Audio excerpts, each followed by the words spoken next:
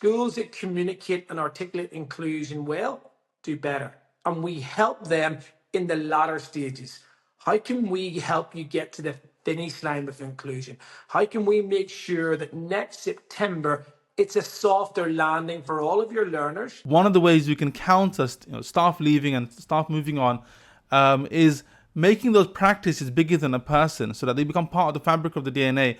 Talking about your idea of softer landing, new staff coming in should be able to pretty quickly discover what the inclusion practices are in the school and get on board with that, get on board with the message and the practices. I always say that as an educator, policy should be your friend. If policy isn't something that we file away on a Google Drive, it should be your friend. But then it should directly impact your practices.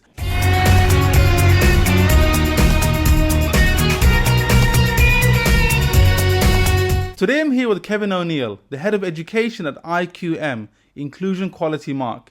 Kevin, can I ask you to introduce yourself and tell us a little bit more about your background and what inspired you to pursue a career in inclusion and diversity?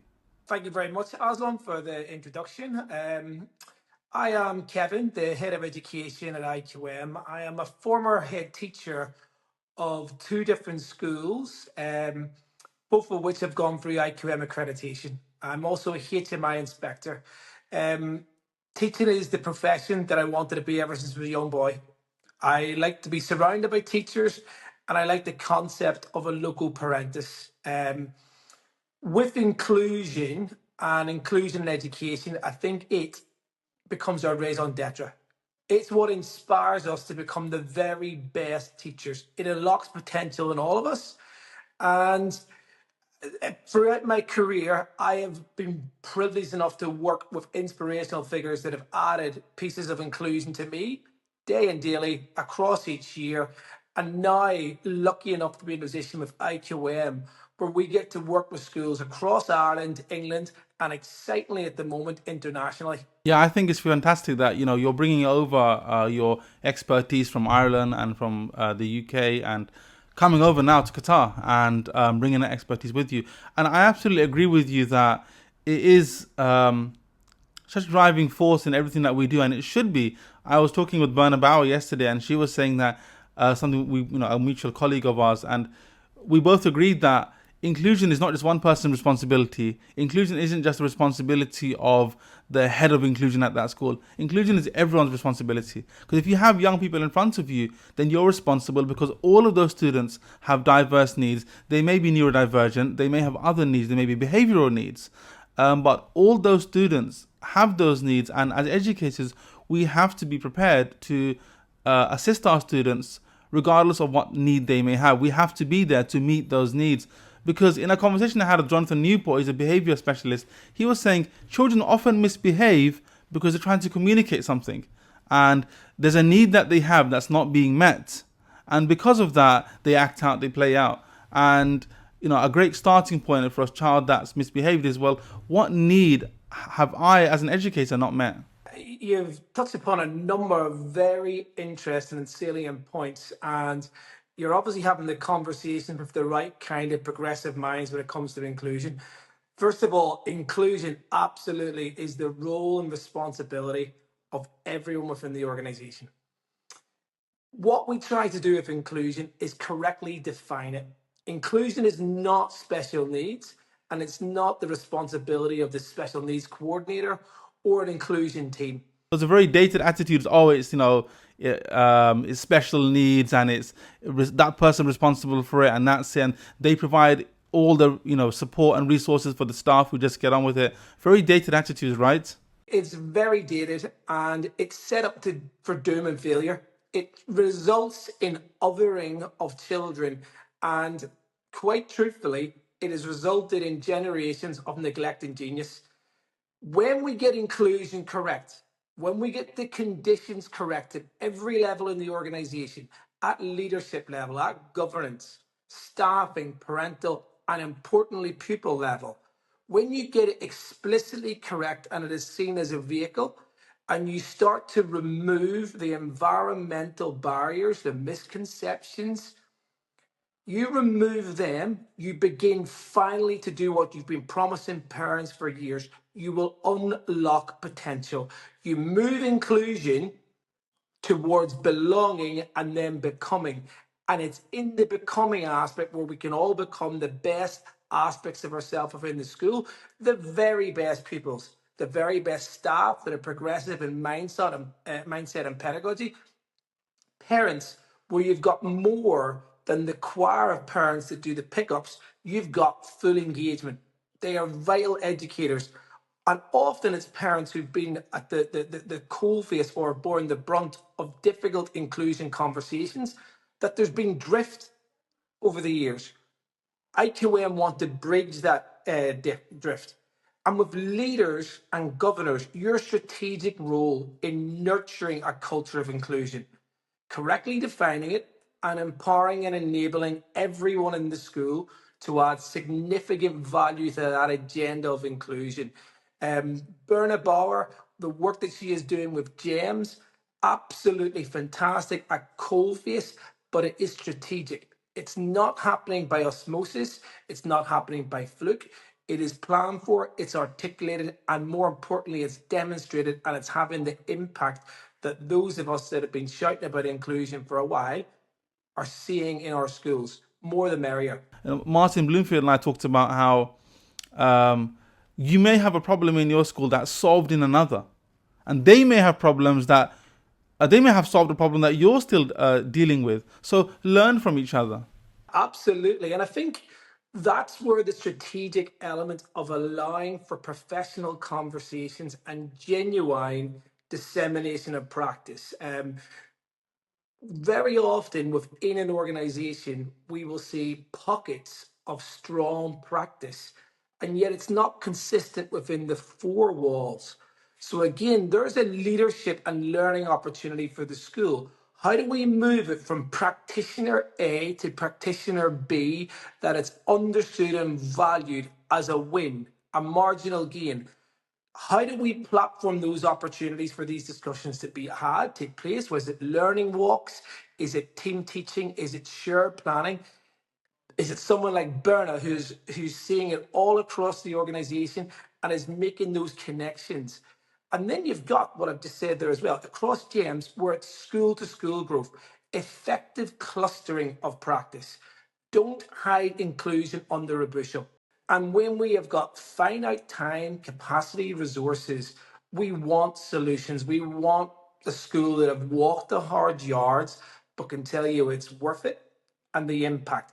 But if schools work in silos, or if teachers within schools work in silos, it's a lottery for the children that enter organizations. They may get lucky one year, and the year after back to zero. Inclusion needs to move through your school like a golden thread. What they do in GEMS is remarkable. I was talking yesterday about how students have, if you think about it, they have a finite number of days when they're in school before they sit the terminal exams and they're off. And I absolutely agree that we have to expedite that process. We have to speed up the way that inclusion and the support that students receive really gives them the support that they need. Because the late Benjamin Zephaniah said in all his finite days at school, he didn't get the support. In fact, he was ridiculed for his the needs that he had, which weren't being met. He was told, "Oh well, you're dyslexic. You're never going to amount to anything. You should go and do something within sports." And so, in all his days at school, he didn't receive that support. And how many of our children, who are children, who are adults now, didn't have those needs met and went through education without any of that? How many of the children now? Because obviously we know that diagnosis takes a while as well, and for us to determine what special needs are there that children needs being met.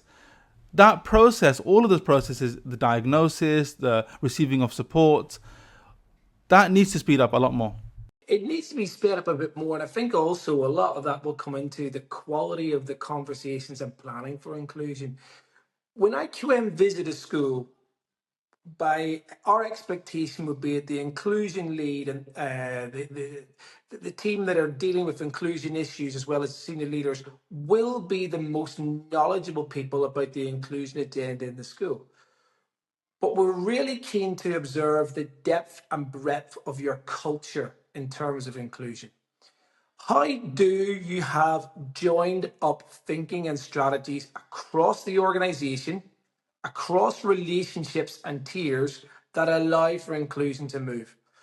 What are heads of department, pastoral leads, class teachers, non-teaching staff doing to aid the inclusion agenda?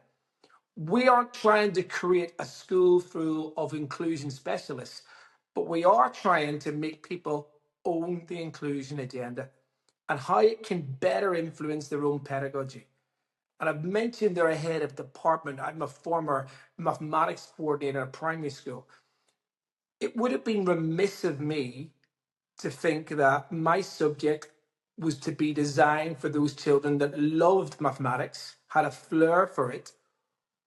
What I needed to do was raise the floor.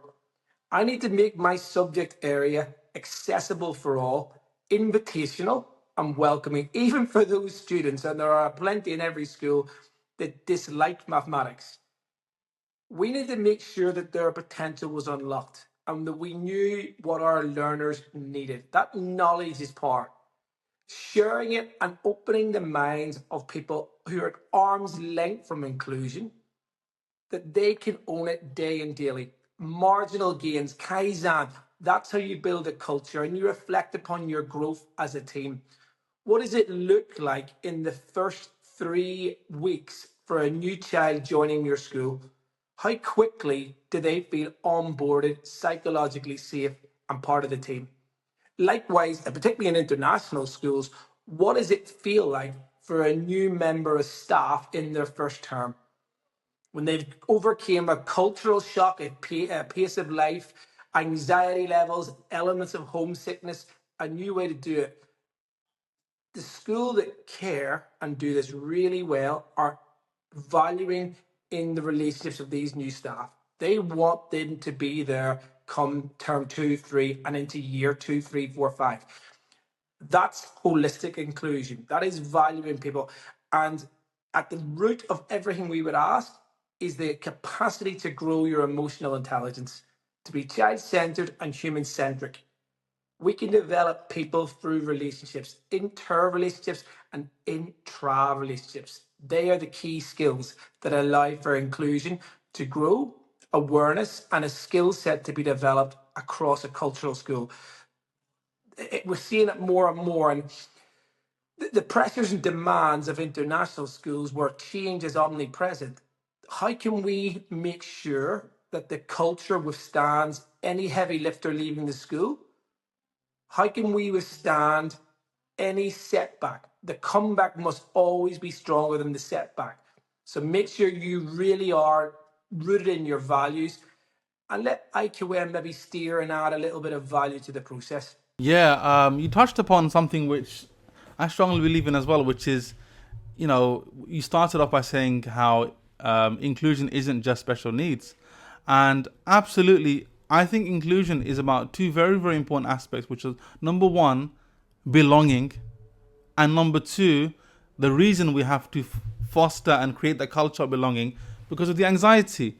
So when all students come into school feeling anxious, because suddenly you're judged on and you're graded on your performance in a subject. Now imagine a child that's neurodiverse coming into school and they've had those conversations at primary from very, very low end. Your child, or even as a child listening to it, you are going to need some extra support in classes. Imagine the anxiety that a neurodiverse person feels. So children all come into school with anxiety, and that anxiety is heightened if they're suddenly taken out of lessons, because now what you're doing is you're targeting them. And so the best inclusion practices I've seen are when children are supported within lessons, part of that classroom, so that they feel that sense of belonging. Because when children feel like they're part of a community, they're part of a classroom, and they're not, like you said, othered and marginalized, then that helps alleviate some of that anxiety. And that's for teachers too. You know, when you have newbies that turn up, I've been in Qatar for 11 years now, and I've seen teachers come and go. And I worked in 3 schools. And where I've seen schools have got it right is when that sense of belonging is created straight away. They're made to feel part of that community, they're part of that teacher body now. And getting rid of the anxiety of our staff and our students is, I think, a great way forward towards inclusion practices on a holistic level. Someone that's influenced me throughout my career is a gentleman called Owen Eastwood, who has authored a book called Belonging. Owen is a psychologist and he has spent time with both the All Blacks rugby team and with Gareth Southgate's England football team. And I mean, in the case of New Zealand and the rugby team, to be a member of the All Blacks is the pinnacle of New Zealand societal life. It is a tradition that's been handed down year after year. And they've got one dressing room rule for the playing staff, coaches, backroom team. Leave this dressing room 1% better tomorrow than it was when you entered. There is an expectation that whilst you are there, you're carrying on the torch and adding value to the aura that is to be an All Black. You've got a nation in your corner. Everyone wants to be a part of it. They're supporting you. So add value. You're respected, valued. You're the team doctor, you're the team physio, you're the kit man, you're the water boy.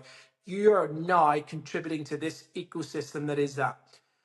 We're interested in your story, your narrative. They break it down, the idea of family and friends at different parishes and towns and villages across New Zealand supporting them.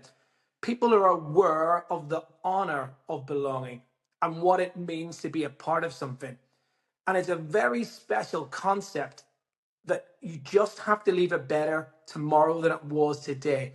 When our students come into our schools, we as practitioners want to make sure by policy, practice, and design that we are adding value that make our school better than it was before. We're all caretakers in the moment.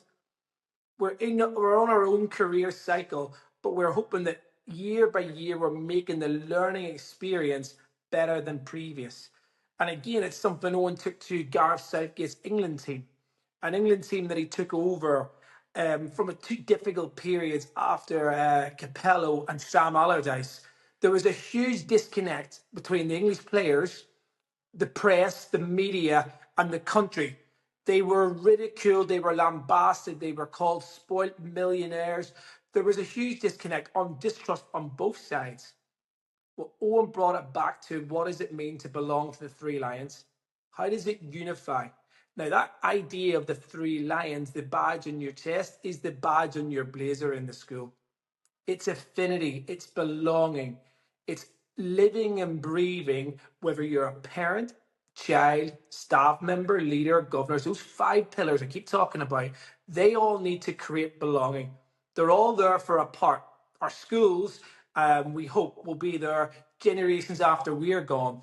But on the way, we create belonging and we create a way of doing things that will enable our children to go on to become. I being out here for so long, actually, I forgot about the school badge. I used to have a school badge, and it had the word community on it. Actually, my school badge, and then the second school I went to was Westminster City School in Victoria, and the school badge is Latin, actually, Unitates Fortia, united forever, right? And both those schools, with being united, being a community, fostered and encouraged belonging and working together.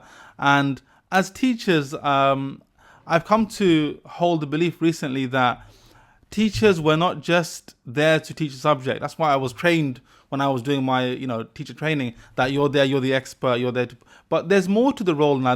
The role demands more now, and part of that increased demand is mentorship and coaching, and we are the coaches to support them through adolescence and support them through their education and school life. And that's why pastoral leads are so important as well, because they help students deal with the anxieties and problems that they face during the school day. And so I think teachers, all of us teachers, you have a coaching conversation when you give back a grade.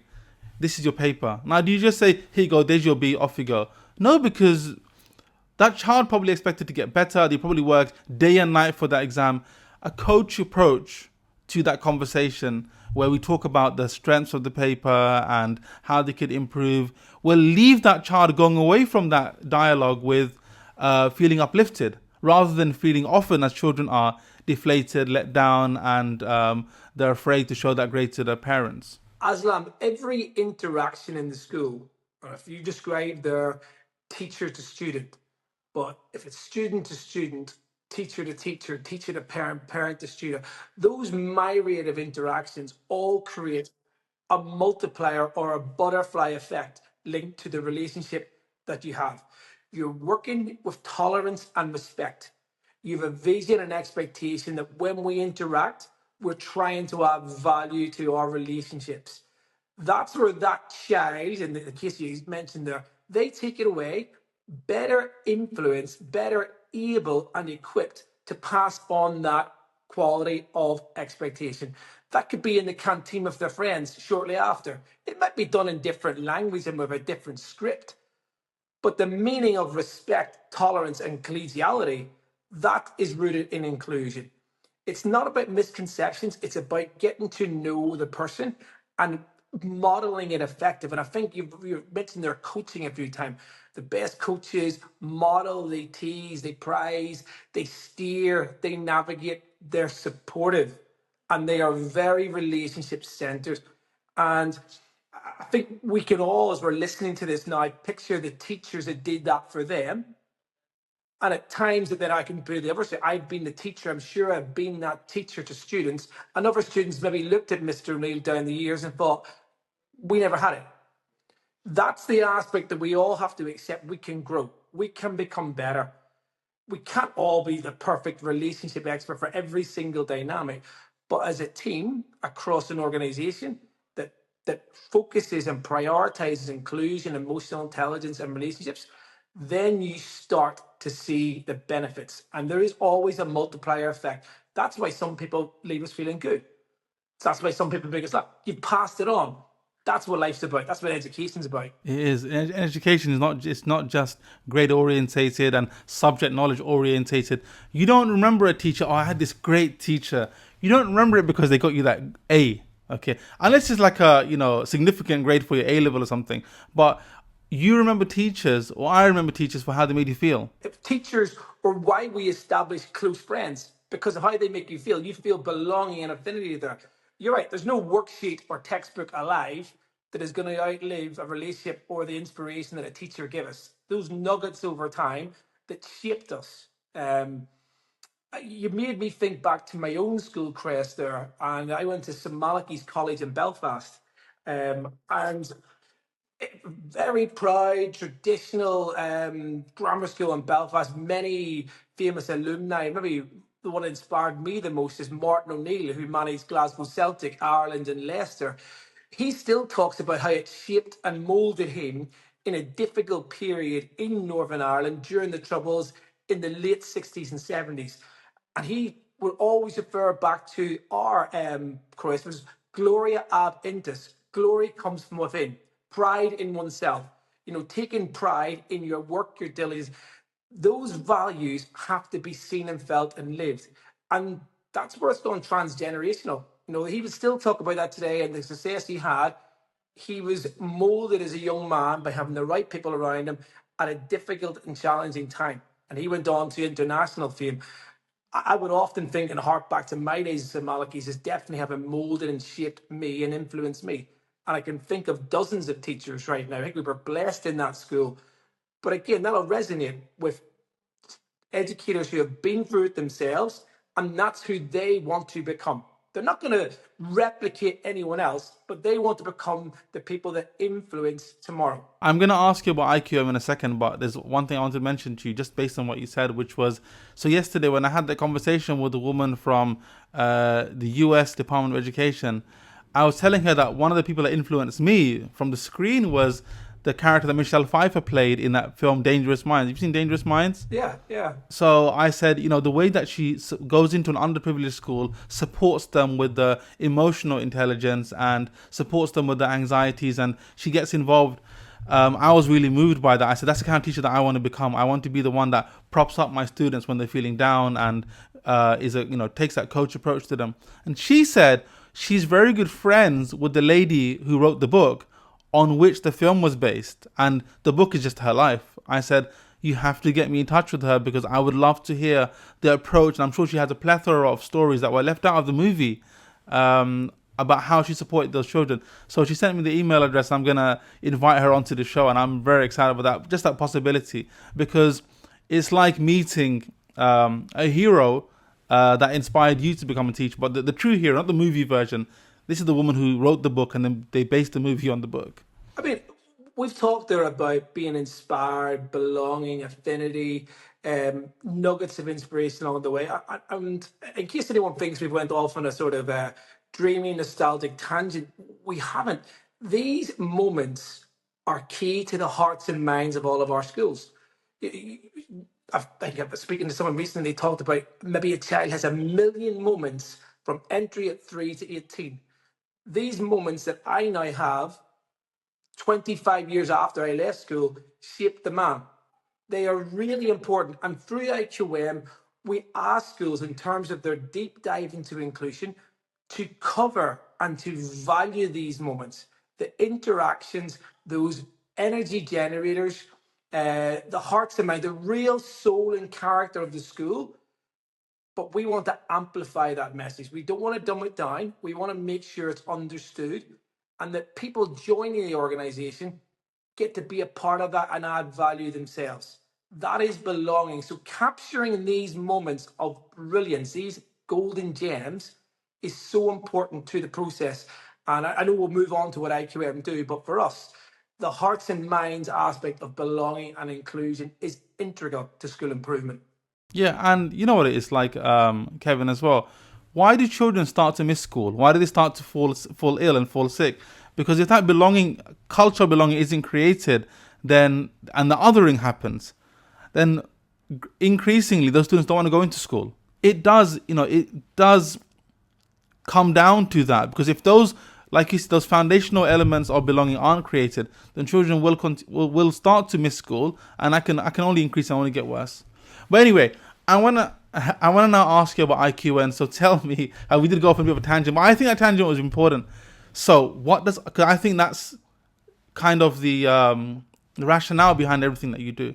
So tell me, when IQM come into a school, what do you do? What does that look like? In international settings, that's, I suppose, the reason that we're here today, discuss what we're doing, particularly in what's been happening in the UAE and how we're moving in and attracting a lot of interest from Qatari schools.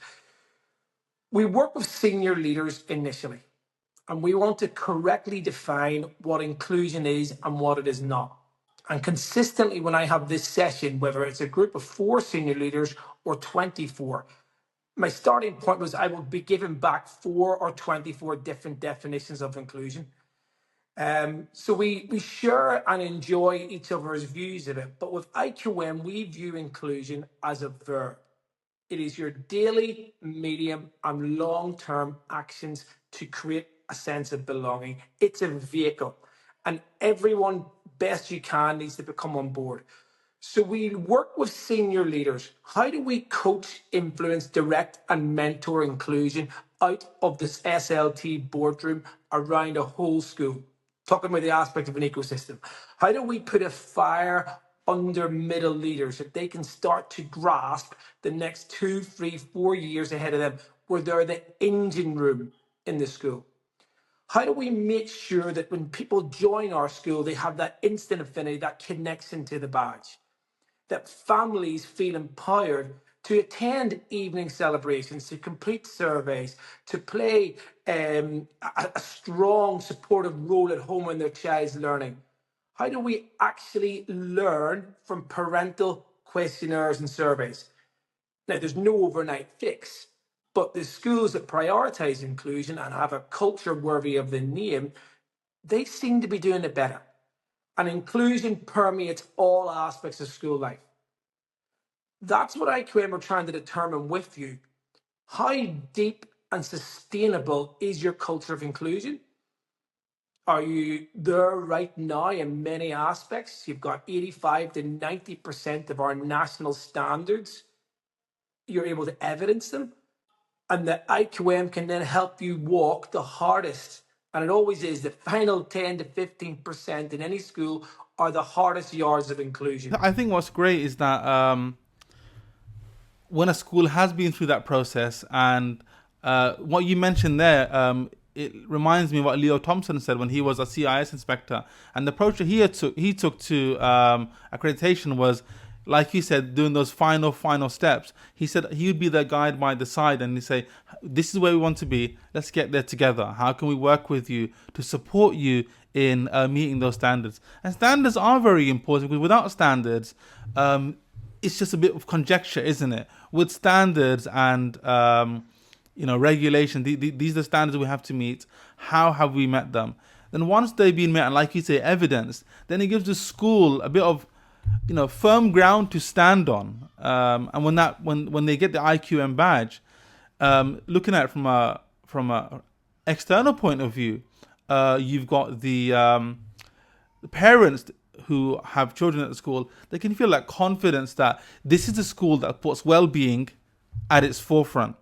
Looking at staff coming in, you often when you're doing job hunting, you do research the school. Well, you should. You can see that this is a school that puts well-being. This is a school I want to work in, and like I said, it fosters that confidence that this is what we're about. Because badges that a school has, like the ones behind you, they show what the school is about. This is what we prioritize. There are other things we could prioritize, but these are the things that we prioritize on an international basis. Like I said, you got CIS, you got IQM, you got, if it's a BSME school, if it's a BSO school, all those things show this is part of our culture. This is what makes up our agenda and our ideology. Each school, my friend, is unique in context. And the first stages of working with IQM, we actually do want a positive inquiry model, a deep dive into your successes with inclusion. Right now, in all of our schools, they have a culture of belonging. There are students, staff, family members, parents that are residing there right now. And what we want the school to do is to articulate their wins, their successes, and how they've made a school for the many successful. The evolution of their practice, the marginal gains, the wins accrued, the policy tweaks, the pedagogy developments. What have they done that are working for the many? That people now are residing in the belonging centre. They are showing resilience, added value. They're hitting their milestones. They're attending. They're the life and soul of the place. There is where we in the school establish a strong, transparent, trusting relationship. We're not an inspector body, but we're an evaluative one, and we will give you support. We'll help you identify better your strengths, because you don't want to lose them, you want to future-proof them. But then, because of the relationship-centered approach that IQM invoke, with the leaders, this begins to build confidence, as you said, in a school that know who they are and what they stand for. Inclusion builds momentum. You have a lot of eureka moments about inclusion. People saying, that's why we do it. That's why she's been talking that message. I now need to grab the torch off her and live and breathe it. This is what happens with middle leaders, NQTs, families that felt nervous about crossing the threshold. Schools that communicate and articulate inclusion well do better. And we help them in the latter stages. How can we help you get to the finish line with inclusion? How can we make sure that next September it's a softer landing for all of your learners and that they are equipped to deal with the pressures, demands, and expectations of school life sooner? In fact, they relish it. How can they become? The process is designed to build confidence, be positive, be forward thinking, and embrace inclusion to grow your culture of inclusion up to the same levels of robustness as your culture of safeguarding. Not the same paramountcy, but the same robust levels where everyone says, I am responsible for inclusion. To do better than parrot back, overall, teachers are saying, no, we're leaders of inclusion. We pay in. The process allows for those moments. And genuinely, by the end, the whole school feel like they own a piece of prime real estate in the school. They belong and they've contributed to the award. Hopefully, ever International School of Inclusion or a Centre of Excellence for Inclusion. That is what is the quality assurance and our recognition are what schools are looking. They think they've got high performing teams. They want to do even better to meet the needs of their students. That's the healthy IQM family and way. And I couldn't be a bigger advocate for those inclusion leads who are listening or tuning in saying, yeah, we want that for our children. We think we're good, but we want to get better. We want to chase down inequity. And I'm sold on it already. In our pre-podcast chat, I was mentioning to you that one thing I like about what IQM do is when you work with the school to embed the inclusion practices, it becomes part of the school's DNA, part of its fabric. And when that happens, then that, like you said, it becomes bigger than a person. So if that inclusion lead, for example, recruitment and teacher turnover is a reality in international schools, and it's a reality that we have to embrace. So one of the ways we can counter staff leaving and staff moving on is making those practices bigger than a person so that they become part of the fabric of the DNA. Talking about your idea of softer landing, new staff coming in should be able to pretty quickly discover what the inclusion practices are in the school and get on board with that, get on board with the message and the practices. I always say that as an educator, policy should be your friend. If policy isn't something that we file away on a Google Drive, it should be your friend. But then it should directly impact your practices. And if the policy is easy to understand, easy to absorb for new members of staff coming in, then they can start to embed those things in the practices straight away, so that, yes, that person who spearheaded IQM coming in or spearheaded the inclusion in the school has moved on, but that's not impacted the practices in the school remotely. The 8 elements of IQM allow for a whole school deep dive into inclusion. We're going to ask you to do your SWOT analysis, and we're going to ask you to determine where is inclusion explicitly being seen and felt, and maybe where is it only being implicitly seen and felt because Aslam does it and we're happy for him to do it. We're going to take a look at you in terms of your curriculum wins and your design. How inclusive, invitational, and aspirational is it for all learners? Your assessment procedures. We don't come into any school with a predetermined approach to how assessment has to look, but we will challenge you on, are you using assessment to address and identify inequity? Is it genuinely informing future planning that is going to unlock potential for all learners? We'll ask you to look at parental engagement. Are you proudly, outwardly facing with your parents and investing in those relationships? What is your level of stakeholder involvement in the school, the outside agencies that are lucky enough to work with your students? What was the rationale behind inviting them in? What was the need? Where is your direction of travel going?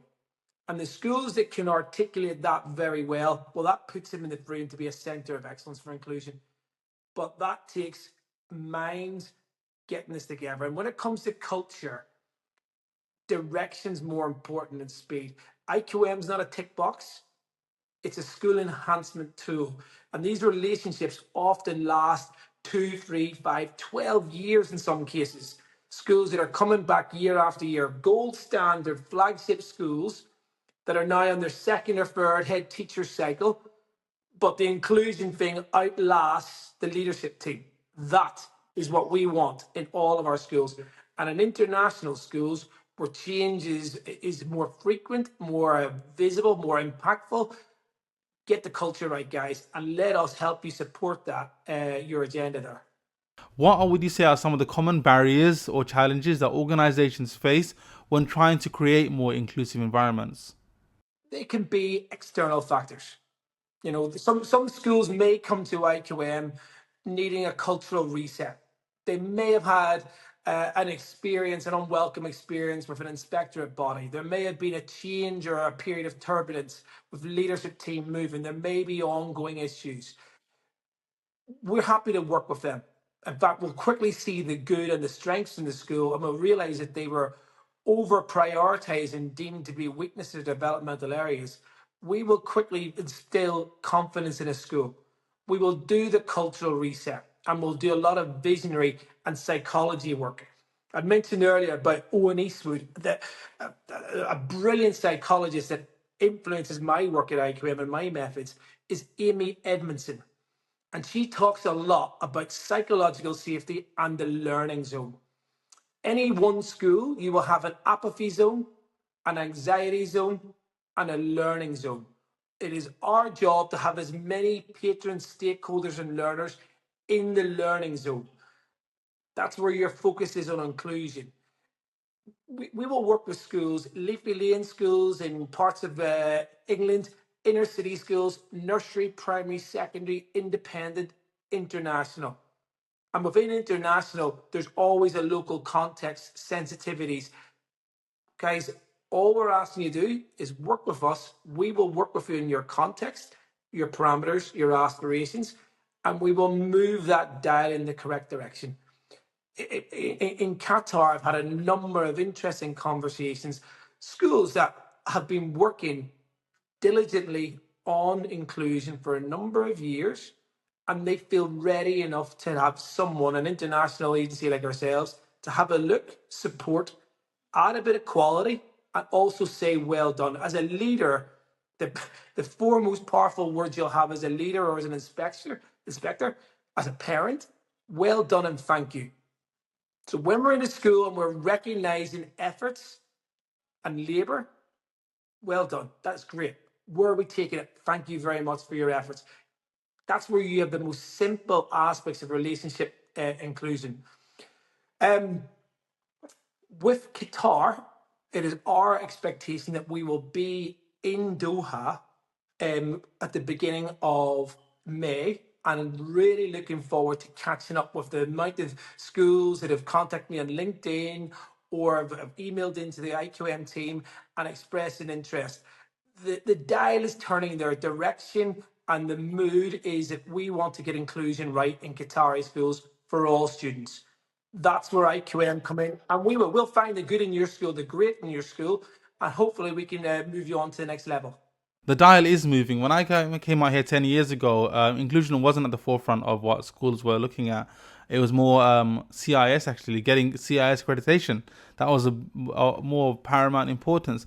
But now, and the driving force is, of course, Sheikh Moza herself, because Sheikh Moza, she's been driving education for all. And now, like you said, there's now also a focus on inclusion. So schools are... what's great is that when you're coming into Qatar, Kevin, you're coming to a landscape which does want to, of schools that do want to improve the inclusion practices. And so I look forward to you meeting a number of school heads and managers when you are here, because being a teacher here that's worked in 3 schools, I can tell you that the landscape is changing. Like you said, the dial is turning, and schools are now wanting to improve the inclusion practices. They just want to know how. I think what we're going to encounter upon arrival in in Doha, is a coalition of the willing. There are many school leaders who have been having conversations internally, peer to peer, with the ministry. They want to get this right. It is a huge priority. The momentum is going one way, and let's tap into that. That is a positive strategic starting point to have willing practitioners, and I think that's exactly where we can tap. We can make very strong, high performing schools better. We can support any type of school, and I think in Doha, in Qatar, the time is right.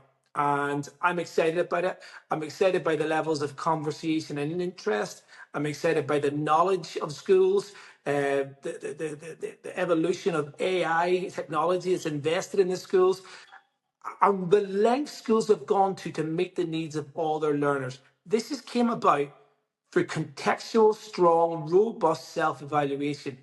The dial has been moved by the practitioners, and it's moving towards an even more child-centered approach. It's an exciting time in Qatari education. Before I leave you, I wanted to ask you about, could you share a success story where an organization has been guided through that process? I know you call it IQM, but I keep thinking of it as quality assurance. Quality assurance when it comes to inclusion. Can you share with us a success story of how you've guided a school through that process and how they come out of it? Do you know, on our social media today, we have announced that Everton Football Club, Everton in the community, have become the first Premier League side to go through the Inclusion Quality Mark process and have been awarded a Centre of Excellence. What Everton did was part of one of our biggest UK projects. Liverpool local authority have a vision to become the inclusion city, and their head teachers are passionate about inclusion and meeting the needs of children right across the city of Liverpool. The Primary Head Teachers Conference, they talked about inclusion, and there were some people in that room who had worked with IQM in the past. This was shared, and as a collective body, they approached the Liverpool local authority and said, we don't want inconsistent practice or a postcode lottery within this city. We want, if there's going to be no new provision or schools built, we want to make sure that all of our schools are fully equipped to meet the needs of our learners. Otherwise, we're setting our learners up for failure. Liverpool local authority work lock and step with the head teachers, and IQM came on board. We now work with every single primary school in the city of Liverpool. Everyone is either a centre of excellence, inclusive school, or working towards. There's different levels of support. This is a city that is geared up for inclusion. Everton Football Club have got on board completely. They offered us logistics support in terms of use of Goodison Park for workshops. And they also wanted us to take a look at their own practices. Everton do fantastic outreach across the city of Liverpool, literally cradle to grave aspects of societal inclusion. Now, at the end of year one, having worked with 111 primary schools in Liverpool, the feedback was, we know our children are leaving primary school at 11, but where are they going into? And the secondary schools, to their absolute credit, realised that their transition role was vital to the strategy of the city. So the 33 Liverpool secondary schools are involved. This is one of our larger scale projects, but it is a whole city and a region geared up towards inclusion. And it's some of the proudest and finest work we have done. And as evaluators of inclusion, possibly the most wonderful CPD we've been a part of. That's maybe at a domestic UK level. And it's, like I say, Everton's just been announced in our social media feeds today, and I can't speak highly enough of them. And it's caught the attention of other football clubs and sporting organisations involved in youth work and wanting to create a football club or a sporting arena of belonging where they too can capture tomorrow's talent. Internationally, in the UAE, we're working with GEMS in a very similar way we might work with a multi-academy trust in England. Working with a family of schools and addressing inclusion, defining it correctly, working on capacity building, and also allowing them to amplify their wonderful message. Same with all our schools, particularly in Abu Dhabi. In Bangkok, we had our very first international school that achieved the award, St Andrews. It's a North Anglia school in Bangkok. I had the pleasure of going out there this time last year to assess it over 2 days and was blown away by their all through school commitment. What a team they have built, or what a school they have built in terms of inclusion. So much wonderful global practice that always feeds into our evaluation. It means that our experts are literally world class in giving feedback. We're meeting the best, we're being inspired by the best, and we're trying to make sure that every school within their confines, whether it's in inner city Liverpool or in Doha, we will support you deliver the very best in your context for your students. And I say I'm very excited about meeting in person with yourself, colleagues in and around Doha, and making it happen. The time is right.